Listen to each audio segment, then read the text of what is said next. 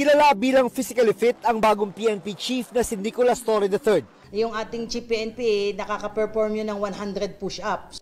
Kaya hindi na marahil nakakagulat na isa sa mga una niyang direktiba pag-upo sa pwesto na dapat walang overweight na pulis. Ayaw niya siyang nakakita ng antaba-taba. Paano ka nga naman makakatakbo kung halos hindi mo na mabitbit yung sarili mo? Bago kay Torre, may mga naunang PNP chief na rin ang nag-utos na bawal ang mataba sa hanay ng mga pulis.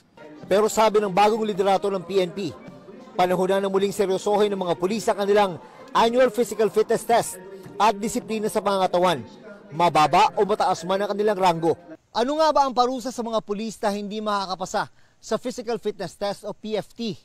Kapag 2 beses na bumagsak na magkasunod, sabi ng PNP, hindi pwedeng ma-promote ang isang pulis. At kapag hindi na-promote, maaari itong mauwi sa pagkakaalis sa serbisyo. Bukod sa maayos na pangangatawan, gusto rin ito rin na maging sharpshooter ang mga pulis. Bagaman mahigpit ang kanyang bilin, nagagamit lang ng baril bilang final option. Ang laki-laki ng target paper mo tapos nasa labas lahat ng putok mo, nagmi-miss ka, parang hindi naman ata katanggap-tanggap yon bilang police post. June Veneracion, nagbabalita para sa GMA Integrated News.